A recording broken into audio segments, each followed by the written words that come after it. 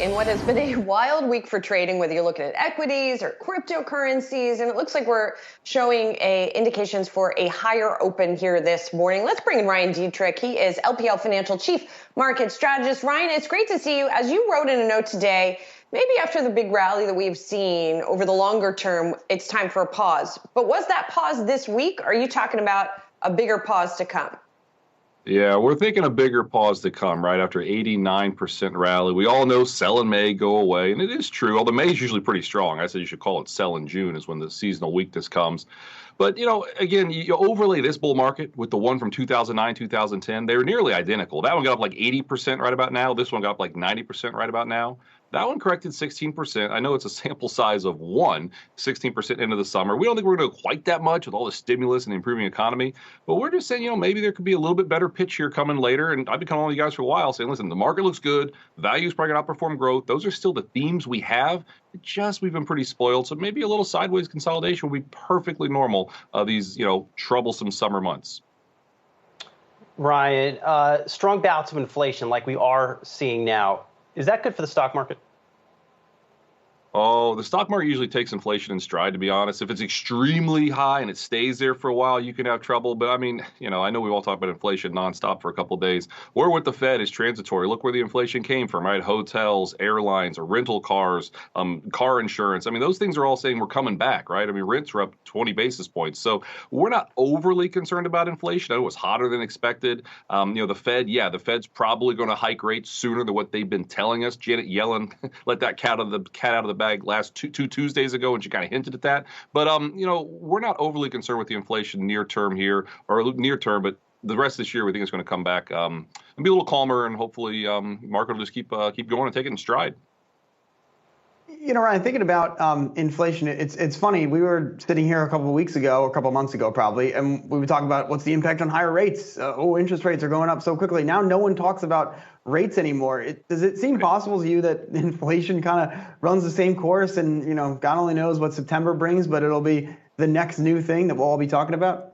The next thing to worry about, Miles, I want to give you a quick shout out. I love the morning email. I think Daily Brief, right? You do with Sam. I get it every morning. I mean, shameless plug, I'm aware, but I think it's a great one. Morning Brief. Thanks for being a company man, right? Yeah, exactly. You quote me once in a while, so I got to say thanks. But no, it's good. But you're right. I mean, yes, to answer your question, it's just what's the next worry going to be, and we'll see what September is. And again, we're not concerned. I mean, let's look at what's the market telling us, right? I mean, we can talk about inflation all you want. Look at copper, right? Look at industrial metals, guys. Copper went sideways for 15 years, and now it's breaking out. The last time it did that was in the 90s and into the early 2000s, went sideways for like 15 years. Copper went up almost 200% over the next year or so.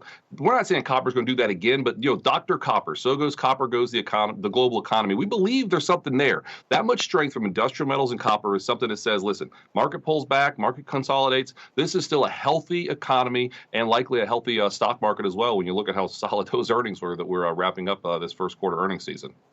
Okay, Ryan, so put it all together for us. You think there might be a pause in stocks, but overall you're seeing strength here in the global economy. What do you do? Yeah, we stick value over growth. I mean, we really like the financials, industrials, materials, right? I know those are the cyclical value names, relative strength. Those are leading. They've had solid earnings, positive reaction to earnings. Tech had great earnings, not such a great reaction there. So we think, any weakness, any market consolidation, those are the groups you probably want to get into as the second half of the year. I know today's retail sales weren't that great, and the jobs number a week ago today wasn't that great, but we still think the reopening is going to take place, and those cyclical values early in a new cycle of growth are where you want to be. I've been with you guys for a while, and we're sticking with it. Ryan, what are the best stocks to own when we're seeing inflation like this? Is there something beyond cyclicals?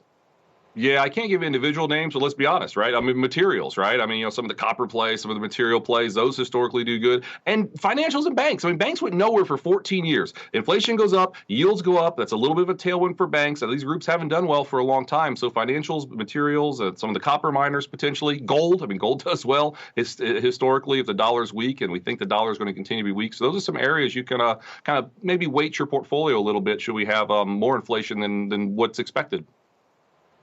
Well, Ryan, it's great to talk to you today. We've got the opening bell coming in 1 second. Before we do, one last question for you. For some reason, the team wants to know which NFL team you support. There's a whole debate going on in our Slack channel.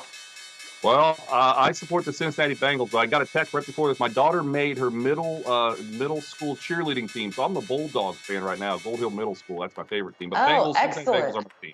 There we go. Yeah. Mazel tov to your daughter. We got Magna ringing the opening bell this morning. Wow, look at this. We got plugs for the Morning Brief by Miles Udlin, and we got plugs for the Bulldogs and for their cheerleading squad. Ryan Detrick, LPL Financial Chief Market Strategist. We'll throw the Bengals in there too. Thanks so much, Ryan. Appreciate your time this morning.